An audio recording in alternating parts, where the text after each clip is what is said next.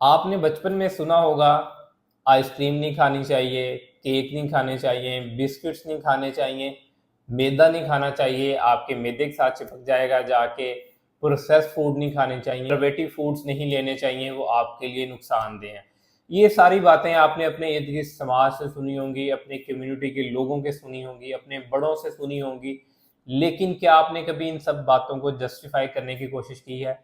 अस्सलाम वालेकुम, मैं हूं आपका माहिर एग्जाइयर डॉक्टर ज़ुबैर अफजल। आप इस वक्त देख रहे हैं चैनल डॉक्टर ज़ैक गाइड। आज की हमारी वीडियो थोड़ी सी इंटरेस्टिंग भी होने वाली है और आपके लिए इसमें कुछ थोड़े से लर्निंग पॉइंट भी हैं। ये आज की वीडियो आपके लिए सीखने के लिए है कि आप कैसे उन मिथ बस्टिंग इंफॉर्मेशन से अपनी जान छुड़ा सकते हैं जो इर्द गिर्द आप लोगों से सुनते हैं, बट उसको वेरीफाई करने की कोशिश नहीं करते, उसको वैल्यूएट करने की कोशिश नहीं करते, उसके बारे में रिसर्च नहीं करते। इस सबसे पहले जो एक चीज़ है जिसके बारे में आपने अपने इर्द गिर्द से सुनते हैं कि स्वीट प्रोडक्ट्स को अवॉइड करना चाहिए। इससे पहले ना मैं आपको एक एग्जांपल के साथ समझाऊंगा ताकि आपको क्लियर हो जाए कि किन खानों को अवॉइड करना और किन खानों को कंटिन्यू करना है। आसान सी एग्जांपल के साथ समझा रहा हूँ। एक गाड़ी है, फॉर एग्जांपल वो एक कार है, मेहरान है, आल्टो है, कल्टस है, लेम्बोर्गिनी है, एवरगिनी। उसके अंदर बेसिकली पेट्रोल डलता है। ठीक है। अब उसको चलाने के लिए, उसको रनिंग करने के लिए, रोड पे भगाने के लिए पेट्रोल चाहिए। अगर आप उसके अंदर पेट्रोल की बजाय डीजल डालना शुरू कर देंगे तो उसका तो इंजन चौक हो जाएगा। बेसिकली वो पेट्रोल के लिए बनी हुई गाड़ी है, वो नहीं चलेगी, वो वहीं के वहीं खराब हो जाएगी। ठीक है। इसी तरह ह्यूमन बॉडी की भी कुछ नीड्स होती हैं, कुछ बेसिक नीड्स हैं, कोई macro nutrients like protein, carbs, fats. ये तीनों चीज़ें आपको कुछ प्रोपोर्शंस में चाहिए होती हैं और हर इंसान की दूसरे से मुख्तलिफ होती हैं। क्यों मुख्तलिफ होती हैं? मेरा वेट, मेरी एज, मेरी हाइट मेरे बहन भाइयों से मुख्तलिफ है, मेरे पेरेंट्स से मुख्तलिफ है, इसलिए ये मेरी एनर्जी नीड्स उनसे मुख्तलिफ होंगी। मिसाल के तौर पर अगर मेरी फैमिली में किसी को बीमारी है तो मेरा खाना पीना उससे मुख्तलिफ होगा।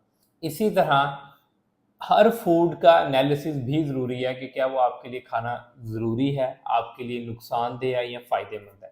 तो आज जो जितनी मैंने फूड्स का जिक्र आपके साथ स्टार्ट में किया, वन बाय वन उनको एवेलुएट करेंगे। क्या वो वाकई ही नुकसानदेह हैं? क्या वो वाकई ही नहीं कभी खानी चाहिए? अगर खानी चाहिए तो कितनी खानी चाहिए? और ये फूड्स हमारे माशरे में क्यों एग्जिस्ट कर रही हैं? सबसे पहले स्टार्ट करते हैं आइसक्रीम, केक, शुगर और इन चीज़ों से।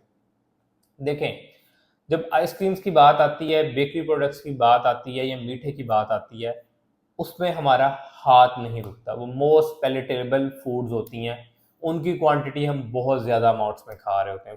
फॉर एग्जांपल, एक आप गुड़ की जो है बेसिकली छोटा सा पीस खाना चाहें तो थोड़ी देर बाद आपका दिल करता है थोड़ा सा और ज़्यादा खा लें, आपका हाथ नहीं रुकता। इसी तरह जब बर्फ़ी खाते हैं, पहले आप मिठाई का डब्बा खुलता है, थोड़ी सी एक बर्फ़ी का पीस ले लेते हैं, फिर गुलाब जामुन, फिर चमचम, इस तरह आप ज़्यादा अमाउंट में खाना शुरू करते हैं। उसकी रीज़न बेसिकली ये है कि कार्बोहाइड्रेट्स में जो मीठा होता है वो आपके ब्रेन के लिए टॉनिक है। जो चीज़ आपके ब्रेन के लिए टॉनिक है उस पर आपका हाथ नहीं रुकता। ठीक है, वो टेस्ट में भी आपको डिलीशियस लगती हैं। तो क्या ये चीज़ें हमें हमेशा के लिए छोड़ देनी चाहिए? जी बिल्कुल नहीं। ये सब चीज़ें आप खा सकते हैं लेकिन उस सूरत में जब आप इनकी क्वांटिटी मॉडरेशन में रह के खा रहे हैं, आपको कोई बीमारी नहीं है, आपको कोई रिस्ट्रिक्शन नहीं है। देन अगर एक पीस मिठाई का आपके डेली कार्बोहाइड्रेट्स में एडजस्ट हो रहा है तो आप उसको डेफिनेटली खा सकते हैं, but not on a daily basis. अगर आप डेली बेसिस पे मिठाइयाँ खाना शुरू कर देंगे तो डेफिनेटली बात है कि ये आपके मैदे के लिए भी नुकसानदेह है, ये आपकी इम्यूनिटी के लिए भी है, आपकी बॉडी के लिए भी है। लेकिन अगर आप वंस इन अ मंथ या ओकेजनली खा रहे हैं तो ये आपके लिए नुकसानदेह नहीं है। इसलिए आपको इन चीज़ों से घबराना नहीं चाहिए। आपको इनकी एक एग्जैक्ट और एक्यूरेट अमाउंट को चूज करना चाहिए। अब नंबर 2 पे इस तरह आता है फ्राइड आइटम्स। अब फ्राइड आइटम में अगर मैं डेली ही जलेबियाँ, समोसे, पकोड़े खाना शुरू कर दूँ तो ये मेरे लिए नुकसानदेह है। अगर वंस इन अ मंथ अगर मैं किसी मूवी पे गया हूँ और मैं समोसा खा रहा हूँ और वो मेरी डेली कैलोरी इनटेक के अंदर आ रहा है तो मैं डेफिनेटली वो खा सकता हूँ, क्योंकि उससे आपको खुशी मिल रही है। आप जितना भी खाना खाते हो डेफिनेटली अपनी बॉडी को फीड करने के लिए खाते हैं। अगर आपने पूरे दिन के अंदर एक अच्छी अमाउंट में प्रोटीन कार्ब लिए हैं, उसकी कैलोरीज मेंटेन है, बट आप एक समोसा खाना चाह रहे हैं और आपकी कैलोरीज के अंदर आ तो डेफिनेटली आप खा सकते हैं। बट अगर आप यही समोसा डेली बेसिस पे खाना शुरू कर देंगे, आपका कैलोरी सरप्लस भी बढ़ना शुरू हो जाएगा। आपके शुगर इंटेक भी बढ़ जाएगा, आपके सिंपल कार्बोहाइड्रेट्स भी बढ़ जाएंगे, आपके फैट्स भी बढ़ जाएंगे। मैं डॉक्टर इरफान कैसर की तरह ये नहीं कहूँगा कि समोसे पकोड़े एटम बम हैं या कारतूस हैं, बट ये आप उस वक्त खाने चाहिए जब आप अपनी कैलोरीज मेंटेनेंस कैलोरीज के अंदर हैं। आप वंस इन अ मंथ खा रहे हैं, आप इसको डेली बेसिस पे नहीं खा रहे, तो ये आपके लिए नुकसानदेह नहीं है। हर चीज़ जो आप एक्सेसिव अमाउंट में खाएंगे वो आपके लिए नुकसानदेह। कोई भी खाना अच्छा या बुरा नहीं होता, वो उस वक्त अच्छा या बुरा बनता है जब हम उसकी एक्सेसिव अमाउंट लेते हैं। अब आते हैं नंबर 3 पे, मैदा। आपने सुना होगा बहुत से यूट्यूबर से, इन्फ्लुएंसर से कि मैदा हमारे स्टमक में जाके चिपक जाता है। जी, बिल्कुल चिपक जाता है। ये उस वक्त ही चिपकेगा जब आप 2, 250, 300 ग्राम मैदा एक टाइम के अंदर खाएंगे। अब आपको मैं पहले ये क्लियर कर दूं मैदा होता क्या है। जो आप गंदुम खाते हैं उसके अंदर भी मैदा होता है, जो आप घर के अंदर आटा खा रहे होते हैं। अब वही गंदुम को जब हम प्रोसेस कर देते हैं या रिफाइंड फॉर्म में ले आते हैं, उसमें से न्यूट्रिशन निकाल लेते हैं, पीछे जो बाकी वाइट पाउडर बचता है वो बेसिकली मैदा बचता है। अगर आप होल व्हीट खा रहे हैं उसके अंदर मैदा है तो उसके साथ न्यूट्रिशन भी होती है, इसलिए वो नुकसानदेह नहीं है कि उसके साथ न्यूट्रिशन भी है।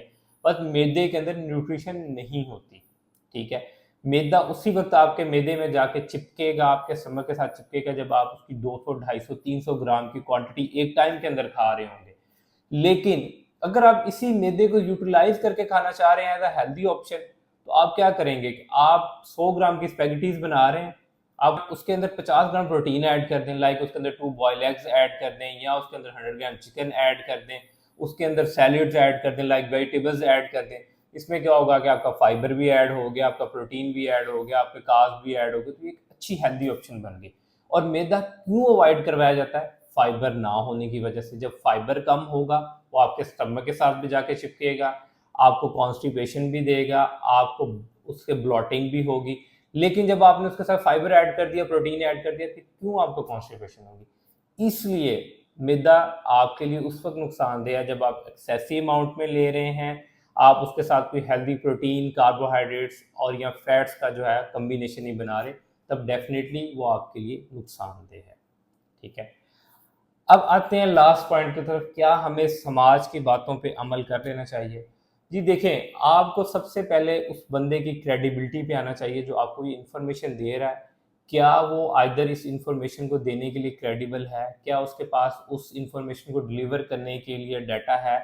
उसने फूड बायोकेमिस्ट्री पढ़ी हुई है, उसने फूड टॉक्सिकोलॉजी पढ़ी हुई है, उसने न्यूट्रिशन पढ़ी हुई है, उसने फार्माकोलॉजी पढ़ी हुई? अगर नहीं पढ़ी हुई तो आप कैसे उस जितनी भी वो आपको इन्फॉर्मेशन दे रहा है उसको वैलिडेट कर सकते हैं? इसलिए हमेशा राइट अमाउंट ऑफ जो इसलिए हमेशा राइट पीस ऑफ गाइडेंस जो है वो आपकी ज़िंदगी को आसान बना देती है, और फेक और मिसप्लेसिंग इन्फॉर्मेशन आपको मज़ीद परेशानी में उलझा देती है। इसलिए कोशिश करें कि अपनी ज़िंदगी को आसान बनाएं, हर खाने को खाएं, मॉडरेशन में खाएं और राइट अमाउंट ऑफ गाइडेंस लें। आई होप कि इन्फॉर्मेशन आपके लिए फ़ायदेमंद साबित होगी। अगर इस तरह की और इन्फॉर्मेटिव वीडियो देखना चाह रहे हैं तो मेरा channel doctor Jack diet like, share और सब्सक्राइब करता रहा करें, और अपने लव वन के साथ मेरी वीडियोस लाजमी शेयर किया करें। Thank you so much.